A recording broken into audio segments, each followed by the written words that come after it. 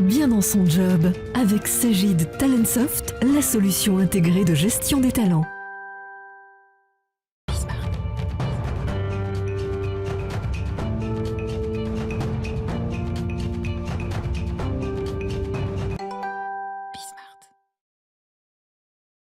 Bien dans son job, on parle aujourd'hui de la parentalité. Alors c'est un peu un prétexte aussi pour s'intéresser à la manière dont on communique et comment on communique dans une entreprise. Et on en parle avec Simon Davla. Bonjour Simon. Bonjour. Vous êtes le CEO et cofondateur de Batch. D'abord, avant de parler de cette célébration de la parentalité, de la manière dont on en parle dans l'entreprise, c'est quoi le cœur de votre métier? C'est d'envoyer des notifications. À l'origine, c'est ça, c'est les notifs sur les téléphones. On est connu, déjà merci de me recevoir, on est connu pour ça effectivement. On crée quelque chose de beaucoup plus large que les notifications, mais si vous recevez des notifs du Monde, du Parisien, de la Fnac, du Bon Coin sur votre téléphone, c'est nous qui les envoyons. Et en fait, on a commencé à développer cette plateforme il y a 6 ans et demi. Et en fait, elle nous a mis sur le chemin d'une plateforme de relations clients, on dit dans le jargon de CRM, nouvelle génération, qui s'adresse à la nouvelle génération des marketeurs, donc de moins de 40 ans, nés avec le mobile, et qui cherche une plateforme de connaissances et de communication client adaptée au monde d'aujourd'hui.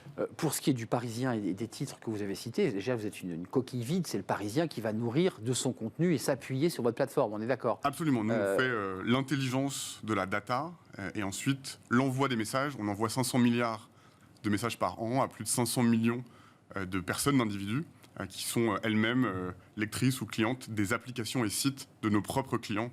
Je ne sais pas si c'est clair, mais c'est ce qu'on appelle le monde du B2B. Le B2B, 500 milliards de messages Exactement. qui transitent par la plateforme. Absolument. Et qui sont reçus sur un téléphone portable, ouais. sur le téléphone et le smartphone. Entrons, alors vous dites ça c'est notre base, et puis on a essayé d'élargir avec cet outil, de réfléchir à d'autres utilités. Parlons de la parentalité. Pourquoi c'est un sujet pour vous qui est important aujourd'hui, justement, et utile grâce à vos notifications? Alors c'est un sujet qui a émergé chez nous très fortement il y a 3 ans, je dirais, dans un effort global de créer une culture d'entreprise forte, collaborative, inclusive, qui nous permette d'atteindre notre objectif business, qui est de créer cette plateforme qui vienne prendre le marché qu'on vise, et de l'autre de créer un environnement interne où mon associé et moi-même, qui avons fondé la boîte, on aimera encore travailler dans 10 ans, qui rendent les gens heureux, performants, et leur permettent de faire une belle carrière. Et donc, comme on a ça démarre de chez vous, quoi. Ça démarre de chez Batch. Ça part de l'interne. C'est ça, ouais. Ça part de l'interne. Ça part du fait qu'on fait des métiers qui, par ailleurs, sont difficiles, nécessitent un haut niveau de discipline et d'exigence. Des métiers technologiques où on retrouve plutôt des jeunes trentenaires. Et donc, rapidement, à partir de la trentaine, les jeunes papas et mamans chez nous qui commencent à fonder des familles, à avoir des enfants, et se posent la question de comment on crée un contexte, une culture, un environnement où chacun peut faire et sa carrière et sa famille en même temps, et n'a pas à renoncer ou à prioriser l'un par rapport à l'autre. Mais Simon, comment ça marche d'un point de vue concret? Parce qu'on voit bien l'esprit. L'idée, c'est qu'aujourd'hui, il y a ces jeunes couples, femmes et hommes d'ailleurs, qui disent « moi, je voudrais trouver un équilibre dans ma vie de papa ou ma vie de maman et mon boulot qui me plaît Oui. ». Comment Batch réussit justement à vous apporter quoi? Du contenu, de l'intelligence? Est-ce que bêtement, vous envoyez la notif pour dire « Isabelle vient d'être maman ou Stéphane vient d'être papa, il est très heureux, il ne sera pas là pendant 3 semaines ou pendant 1 mois parce qu'il prend son congé parentalité ». Alors on n'envoie pas de notif en interne, mais en tout cas on en parle énormément. On explique aux gens comment est-ce qu'on a nous-mêmes pris conscience de ce sujet-là. On a beaucoup de femmes exceptionnelles chez Batch, chez nous dans l'équipe. On est un peu plus d'une centaine aujourd'hui qui sont arrivées entre, je dirais, deux grossesses. Une qui avait été globalement pas très bien gérée par leur précédent employeur. Moi-même, dans ma vie personnelle, j'ai pas mal d'amis j'ai 37 ans, donc pas mal d'amis qui ont vécu des expériences assez traumatiques. C'est-à-dire les employeurs, au sens large, gèrent encore assez mal les congés mat, les congés pattes, l'absence que ça crée dans les effectifs. Et généralement, ça génère des traumas. Et on s'est dit, là, il y a une superbe opportunité pour nous-mêmes qui passons le cap de la trentaine, de créer une culture idéalement innovante et novatrice autour de ces sujets-là. Comment est-ce qu'on fait? On commence par en parler énormément en interne, en disant que c'est OK, que c'est top, en disant que ça ne va pas du tout impacter les... Il y a des réus, il y a des moments, il y a des espaces de discussion sur le sujet. On en parle dans le bureau tout le temps, au fil de l'eau, avec les hommes, avec les femmes. On en fait un argument de recrutement qui vient, je dirais, toucher la marque employeur.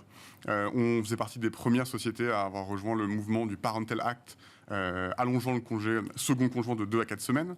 On a un programme de places en crèche aujourd'hui pour nos jeunes parents. Vous réservez des places dans des crèches dédiées? Absolument. Ouais, ce qu'on se dit, c'est que ces initiatives culturelles, bon, il faut une obligation de moyens, et puis il faut aussi que ça nous coûte. Il faut qu'on puisse tous les ans chiffrer, je dirais, le poids de l'investissement en congés supplémentaires, en places en crèche. Donc chez nous, c'est des dizaines, parfois des centaines de milliers d'euros par an pour justement accompagner, créer en fait de la confiance et du bien-être, désangoisser ces sujets qui, pour les jeunes parents, les primo-parents, sont toujours un peu stressants. Maintenant, on a plein de parents chez nous, donc on a des groupes d'entraide entre primo-parents et parents qui ont déjà des petits-enfants pour se coacher entre eux. On en fait un événement de célébration quand on apprend des grossesses. On va jusqu'à promouvoir dans leur carrière et dans leur rémunération des mères ou des pères qui s'absenteraient pour des congés pattes ou maternité. On en fait vraiment quelque chose qui ne doit absolument pas toucher, impacter la carrière des gens qui travaillent chez nous. Moi, je crois assez peu au fameux équilibre pro-perso, comme si l'un se faisait au détriment de l'autre. En fait, les gens qui sont très bien dans leur job ramènent un équilibre, une énergie, un bonheur à la maison, et les gens qui sont très bien à la maison ramènent une énergie, un équilibre, un bonheur au taf, quoi. Et l'un ne se ferait pas au détriment de l'autre. Et donc, le point de départ, pour nous, c'est d'agir sur ce sur quoi on peut agir, et donc de créer un cadre qui, à minima au travail, permet aux gens de travailler de manière désangoissée. Et on veut, et je finirai là-dessus, que les gens s'inscrivent dans la durée. Nous, ce qu'on sait, c'est que les gens chez Batch commencent à être extrêmement performants dans leur job au bout d'1 an et demi, 2 ans, et que c'est aussi là où il y a le risque le plus important de les perdre. Bah oui. Parce qu'ils sont le plus chassés à ce moment-là. Au bout de 2 ans chez nous, qui sommes une boîte maintenant assez visible et reconnue comme une bonne école de formation, les gens viennent chasser chez nous. Et c'est aussi là où, au bout de 2 ans, on peut avoir un petit coup de mou de « Ah, j'ai cligné des yeux, il s'est passé 1000 trucs, mais je suis un peu fatigué ». Et en fait, tout l'enjeu pour nous, c'est de s'assurer que les gens transitionnent le mieux de cette première année et demie, 2 ans, vers 3-5 ans, et s'inscrivent dans la durée. Et donc, s'ils doivent faire des choix sur la parentalité, forcément, on va en perdre plus qu'à l'inverse. Donc, vous l'avez évoqué d'une manière très cash, il y a l'aspect marque employeur, c'est-à-dire que ceux qui vont vous écouter vont se dire « Ah oui, chez Batch, il y a quand même… » C'est le cran au-dessus, parce que la parentalité, ces sujets sont quand même traités de plus en plus, mais vous avez décidé d'en faire plus que les autres. C'est quoi l'esprit? C'est d'être une entreprise vertueuse? Comment vous pourriez vous définir? Parce qu'on sent vraiment qu'il y a une éthique, il y a une raison d'être dans ce… C'est uniquement pour rendre les gens productifs dans la boîte, ou c'est parce qu'il y a une forme d'humanisme chez vous, avec votre associé? Je suis toujours très cash sur ces sujets. On fait ça de manière intéressée pour obtenir de la performance. Bah oui. On ne fait pas par altruisme, je dirais, tout à fait illusoire ou désintéressé. On reste une boîte. On a levé des fonds, on a levé 20 millions d'euros. On est plus d'une centaine de personnes. On a la responsabilité que notre business soit performant, parce que finalement, on a la responsabilité de centaines de salaires qui touchent des familles. Donc, au bout du compte, on crée cet environnement pour que les gens soient heureux. Et on sait que s'ils sont heureux dans leur taf et qu'ils s'épanouissent, ils vont être performants. Donc l'un va avec l'autre.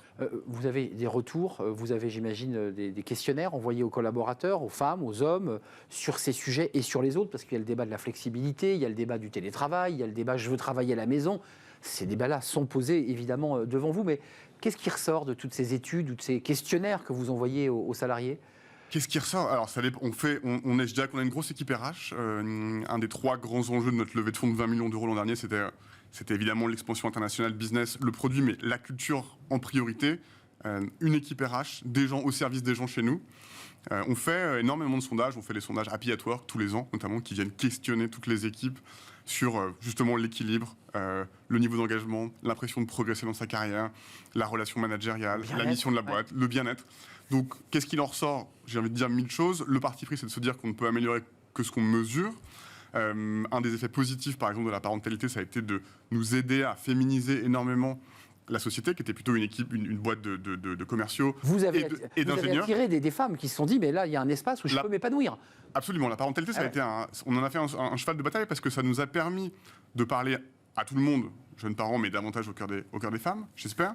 Donc, d'en attirer beaucoup. Donc, de féminiser toutes nos équipes. Notre équipe tech est passée de 0% de femmes à 20% de femmes. Ça, c'est pas mal. La boîte, au global, on était plutôt à 80-20 hommes-femmes il y a 4 ans. Là, on est à 45-55.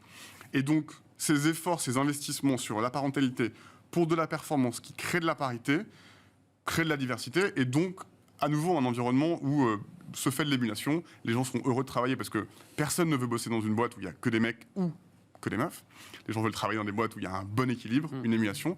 Et donc tout ça, à la fin, ça crée un contexte positif qui, in fine, crée de la performance.